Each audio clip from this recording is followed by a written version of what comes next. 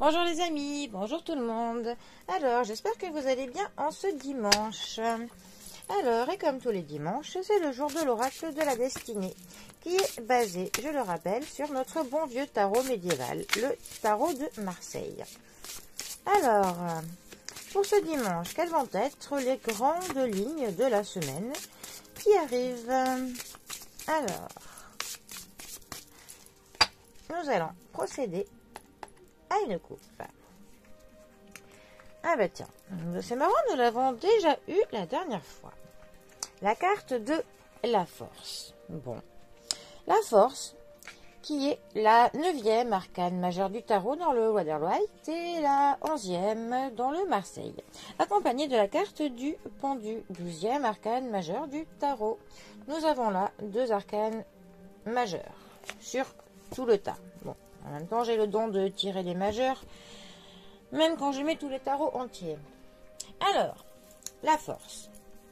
La force est une carte qui va nous parler, bien évidemment, de force. Mais pas comme on pourrait le croire de la force brute, de la force physique, de la force des muscles. Non, absolument pas. Ça nous parle de la force plutôt psychologique, du mental, de la force de la dissuasion qu'on va avoir pour persuader quelqu'un. Donc de la force de persuasion qu'on va avoir pour amener quelqu'un là où on veut qu'il aille. Aussi pour convaincre, à la force qu'on pourrait mettre dans un entretien d'embauche, par exemple, où on usera de stratégies positives pour que l'on nous engage. C'est aussi la force que l'on met dans un projet, une force qu'on va mettre en continu, une force qui sera constante, une force qui aura pas des grands hauts et des bas soudains. Non, non, une force très équilibrée. Voilà. D'ailleurs, quand on voit dans l'illustration du tarot classique, on voit une femme qui maintient un lion ou un tigre, enfin un fauve, et on voit qu'elle ne force pas pour le tenir. C'est comme si elle le caresse.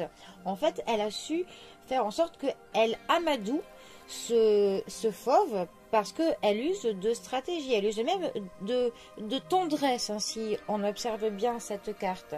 Donc c'est bien de cette force-là que l'on parle.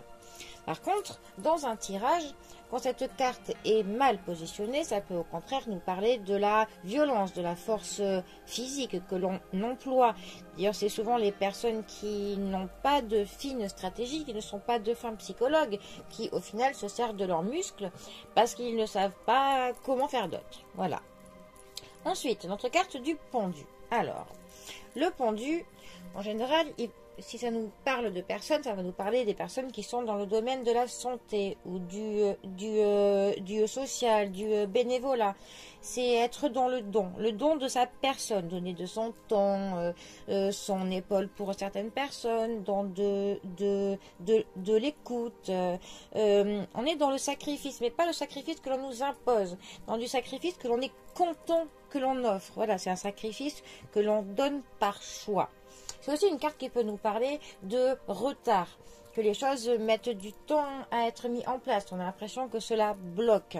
C'est aussi une carte qui peut dire que peut-être que l'on ne peut pas parler, que quelque chose nous empêche que l'on parle. Enfin, d'ailleurs, ces deux cartes ensemble, si on pourrait parler dans un couple, par exemple, si c'était dans un tirage sentimental et que c'était du mauvais côté sur l'axe contre, on pourrait dire qu'une personne dans un couple ne peut pas communiquer parce que son conjoint ferait preuve de force, de l'intimidation sur cette personne, par exemple. Voilà. Bon.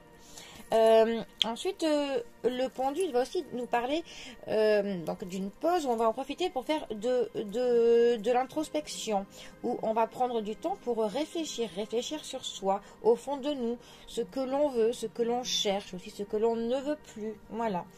En tout cas, le pendu, quand même, est aussi une carte qui ralentit. Dans un tirage, ça ralentit les choses. Mais bon, quand les choses vont moins vite, ce n'est pas toujours pour rien. C'est ce qu'il ne faut pas oublier, surtout.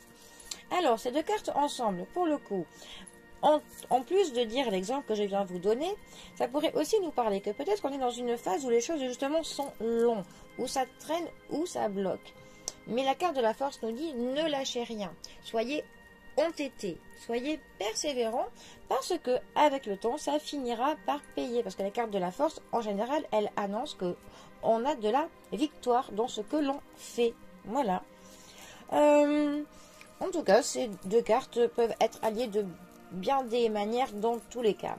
Mais on a quand même cette notion donc de pause, de l'introspection, de la persévérance pour au final arriver à ce que ça se débloque et qu'on aura une réussite au final. Mais il faut prendre le temps parfois de réfléchir sur soi et voilà, de prendre du temps pour parfois mieux reconsidérer les choses et surtout avec la force, on ne lâche rien. Voilà.